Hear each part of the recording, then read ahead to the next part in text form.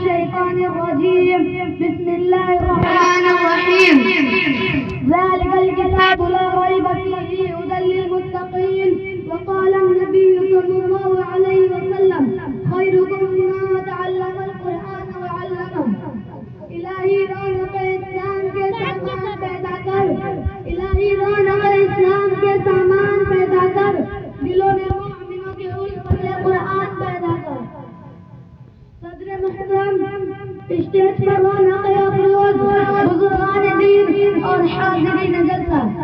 آج کی اس محفل میں اور آج کی اس مبارک اجلاس میں میرا موضوع سخن ہے دنیا کی سب سے پاکیزہ اور مقدس کتاب قرآن پاک ہمیں چلتے سورج کی طرح یقین ہے کہ اس کا ایک ایک حرف سچا اور صادق ہے وہ قرآن پاک جس کی زبان مقدس بیان مقدس اور جو فصاحت و بلاغت کا ٹھاٹھے مارتا سمندر ہے جس کے متعلق ارشاد ربانی ہے قرآن وہ کتاب ہے جس کے صادق اور بالحق ہونے میں کوئی شک و شبہ نہیں اور جس کے بارے میں محسنین انسانیت حضور پاک صلی اللہ علیہ وسلم نے ارشاد فرمایا کہ تم میں سب سے بہتر وہ شخص ہے جو قرآن پاک کو سیکھے اور سکھائے دعا کیجیے کہ خداوند قدوس ہم سب کو قرآن پاک کی دولت سے مالا مال فرمائے آمین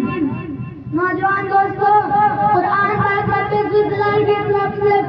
عطا کر دیا وہ حدیث کہتا ہے کہ جس نے چند کام کی قلیل مطلب نے پوری اعلیٰ کر دیا انقلاب برپا کر دیا کہ بڑے سے بڑے وہ صحابہ لغا عقبہ اور شہرہ حیران و ششدہ رہ گئے جن کی آیتوں کو سن کر پتھر دل موم ہو گئے دوستو یہی وہ قرآن ہے جو رسلی دنیا تک کی انسانوں کے لیے سراپا ہدایت و رحمت ہے یہی وہ قرآن ہے جس پر رسولوں کی ہدایت کو اعجاز بخشا یہی وہ قرآن ہے جس نے پس مردہ قلوب کو تازی بخشی ہاں یہ وہی قرآن ہے جس کی برکت سے جنات و شیاطین کا آسمانوں پر جانا بند ہوا وہی وہ قرآن ہے جس کی برکت سے عزت و رفعت کے سامنے آنے گر گئے یہی وہ قرآن ہے جس کی بدولت محبوب حقیقی کی رضا نصیب ہوتی ہے یہی وہ قرآن ہے جو سچائی اور ایمانداری کا درس دیتا ہے یہی وہ قرآن ہے جس کی بدولت حضرت عمر فاروق رضی اللہ عنہ کو ایمان نصیب ہوا یہی وہ قرآن ہے جس کا نظیر پیش کرنے سے ساری دنیا عاجز و قاصر رہی یہی وہ قرآن ہے جس کا نفس پیش کرنے سے عرب کے فصیح و بلیغ زبان لینے کا دعویٰ کرنے والوں نے گھٹنے ٹیک دیے یہی وہ قرآن ہے جس نے ضلالت و گمراہی کی دلدل میں پھنسے ہوئے انسانیت کو رشد و ہدایت کا پیغام سنایا یہی وہ قرآن ہے جس کی حفاظت کا وعدہ خود خالق کائنات نے فرمایا یہی وہ قرآن ہے جس کی تلاوت میں دلوں کے واسطے فرحت و بشاشت کا سامان ہے یہی وہ قرآن ہے جس نے ذہنی کتب کو ذرا بخشا یہی وہ قرآن ہے جس کی برکت سے اجلے چمن میں بہار پیدا ہوئی محترم حضرات آج کی اس نازک دور میں حفظ کلام پاک کو فضول سمجھا جاتا ہے اس کے الفاظ رٹنے کو حماقت بتلایا جاتا ہے